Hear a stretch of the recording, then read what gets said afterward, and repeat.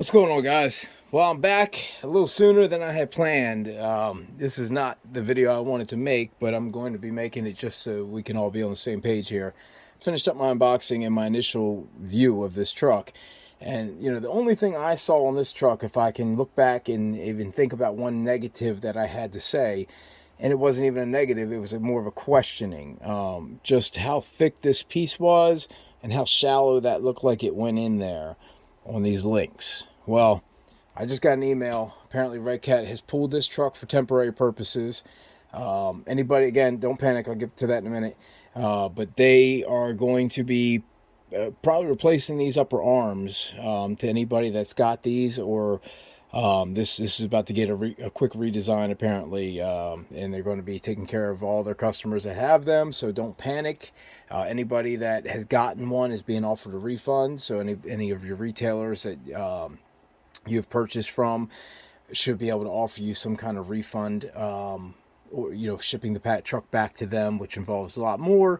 So my thought would be just to hold on to this, guys. Don't bash it too hard yet. If you do have one, or if you want to get one, Redcat will be replacing anybody that has them. You won't be able to buy them direct, but if you have a retailer and they have them, you can feel comfortable buying this and knowing that you're going to get a replacement part. So, if I have the, few that I have here, I'm not going to not sell them. I'm going to make sure everybody's well informed, let them know, hey, there it is on the floor. It'll stay there until, it gets fixed, but I have them in the back. If you want them, I'll give them that choice and then let them know that Redcat's going to replace it for them.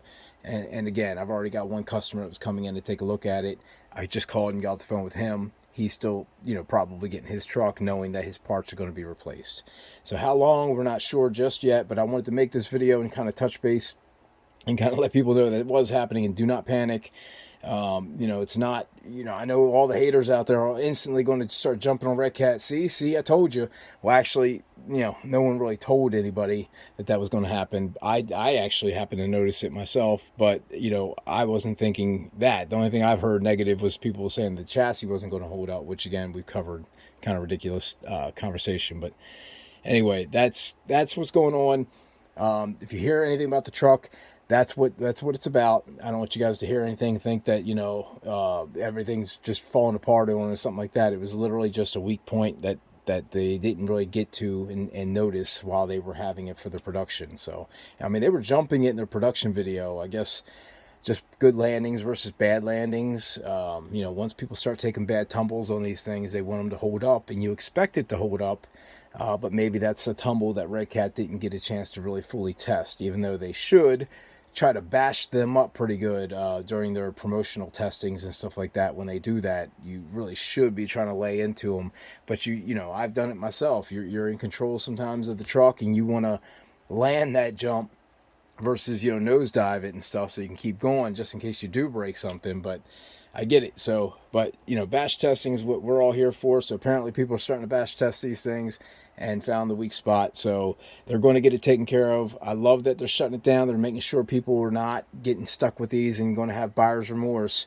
They're going to make them right and bring them back out. So, no harm, no foul, hopefully, once it's all said and done. But the guys that have them, stick with it, guys. Don't get rid of it over this.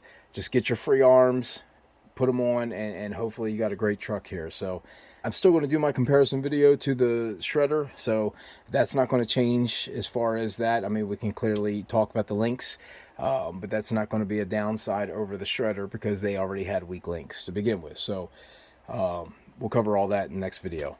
So I appreciate you guys. Just want to make sure that I got that point across to you guys so you can at least kind of hear it, from me and from what I just heard, not from Joe Blow that doesn't like Redcat, that's just saying, yeah, the truck fell apart and they pulled it, or they stopped selling it because it was breaking on everybody.